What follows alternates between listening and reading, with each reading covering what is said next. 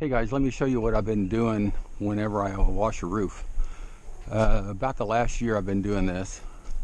I used to bag everything, like take that elbow off, put a bag on it, and then the bag would rip, and then I'd just kill everything.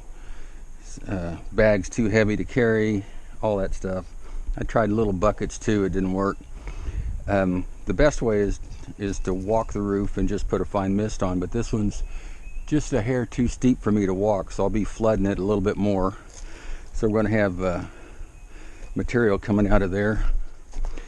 These you can get at Lowe's. They're just 10-foot 4-inch corrugated pipe. There's no holes in it, and there's a bell end on it so you can put them together. So here's where I'm running that runoff to, right here.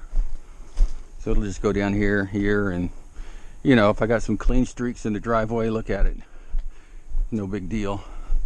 So this downspout here is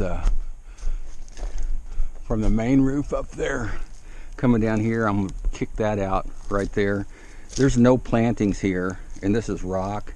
This is just a little short roof right here. Shouldn't be much come out here. I'm not going to worry about it.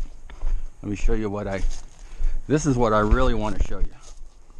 So this is how I've been doing it. I haven't had any problems, and I'm running it over here. And this is what I've been doing. I've been digging a shovelful out right next to the house, running that down right next to the foundation. When I'm done, I water this really good.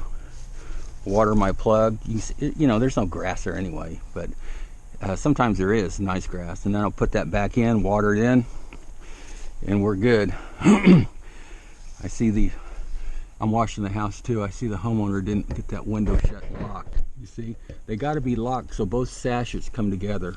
So yeah, that's about it. I got this siding to do and this roof. It's not walkable. Well, I walked it, but I don't like walking it. It's probably a 5 or 6/12 pitch.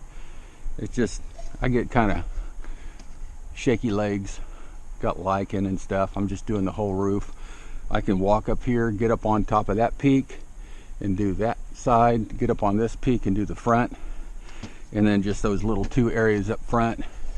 See that lichen right there? So here's what gutter guards are good for. Nothing. I just soon not have gutter guards. Clean your gutters twice a year and you're done. Anyway, so yeah, that's it. I'm gonna mix up maybe some 5-6%, since there's lichen all over the roof. Every surface has it, and get that stuff killed. That's about it. That's what I wanted to show you though. If you're getting tired of bagging, and here's another tip. You know, I took, most generally all these joints are put together with at least 3 screws. Just keep one and see how I screwed it into the side here with an existing screw that's in there good. So yeah, all right, I thought I'd show you that coming out.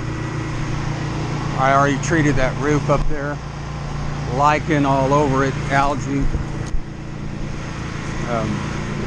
That's working. Running down here. Hardly got any out of that one. That's when you know you did it right, when you hardly have any runoff. This one back here, a slight little leak right there, but it's no big deal. The bulk of it's going in here. See, right there. Now, that's better. Even if I put that spot back and that little little area dies, that's not a big deal. But if you have a bag break here with 3 or 4 gallons of you know, mix, it could kill a spot this big or even bigger. And so That's why I've been doing it like this. I haven't bagged a gutter for at least a year, maybe a year and a half. I was just like, there's got to be a better way.